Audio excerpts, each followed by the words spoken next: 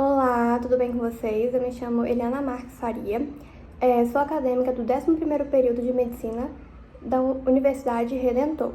Bom, hoje eu trouxe para vocês um tema bastante relevante, basicamente um relato de caso, sobre o deslocamento espontâneo do núcleo do cristalino para a câmara anterior.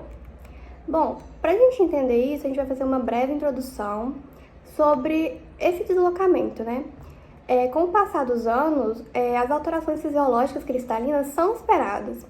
E o conjunto de várias alterações dão a origem ao que a gente chama de catarata senil, que é a principal causa de cegueira reversível no mundo. Mas se tratando de um pior prognóstico, a gente vai ter uma opacificação de todo o núcleo e também do córtex, o que vai resultar para a gente em cataratas maduras. Com o avanço da liquefação, o núcleo ele pode se mover dentro do córtex liquefeito, resultando no processo final de formação da catarata relacionada à idade, que a gente chama de catarata hipermadura ou morganiana.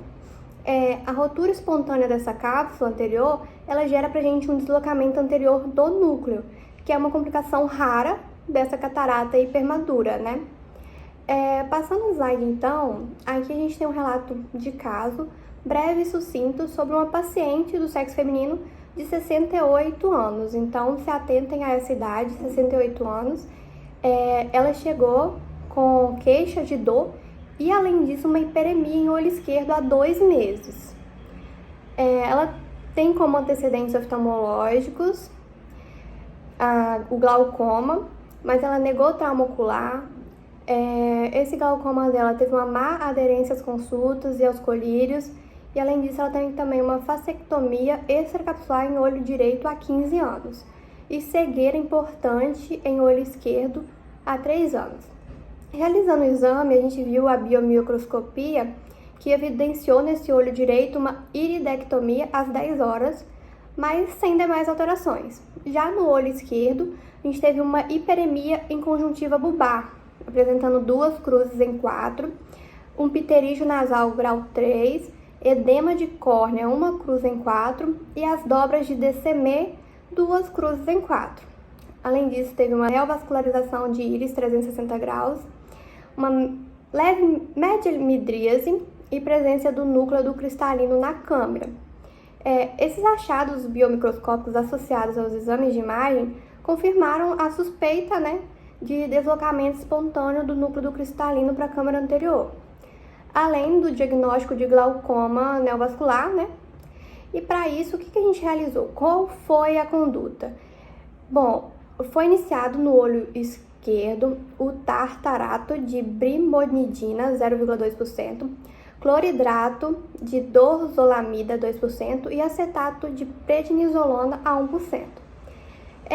Com o passar do tempo, após 1 mês, a gente viu que houve uma redução nessa pressão intraocular para 30 milímetros por mercúrio, Aí foi indicado a facoemulsificação para retirada do núcleo da câmara anterior. Por quê? Pelo risco, de descompensação corneana e também para aliviar tanto a dor quanto a inflamação.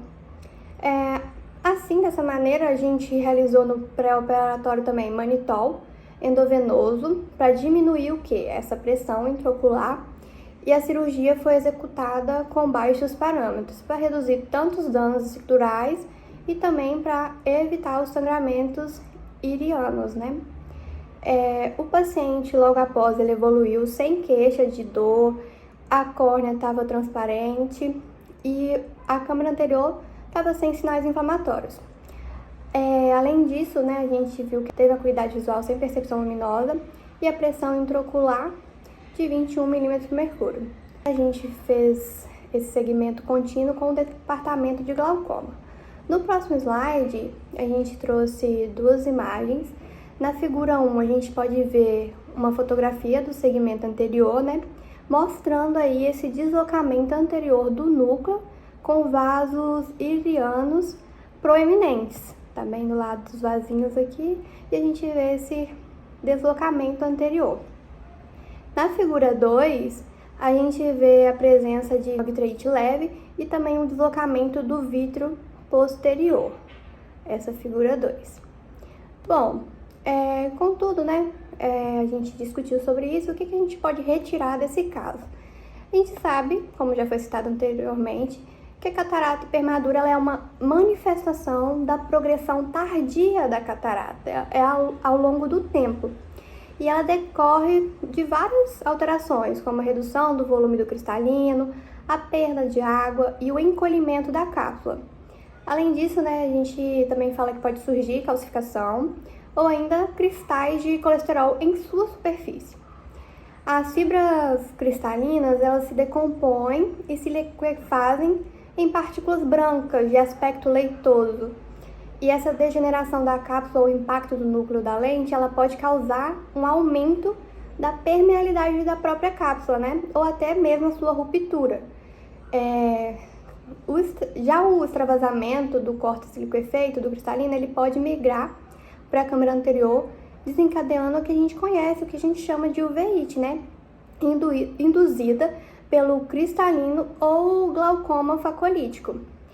Na avaliação da paciente em questão, foi detectado também a presença do núcleo do cristalino na câmara anterior, que é o principal tema aqui desse relato de caso, e a vascularização da cápsula posterior foi confirmada pela ultrassonografia, mas não teve trauma ocular, o que foi levantado no diagnóstico também, de ruptura espontânea da cápsula anterior. Bom, concluindo então, o que a gente pode falar sobre o nosso objetivo?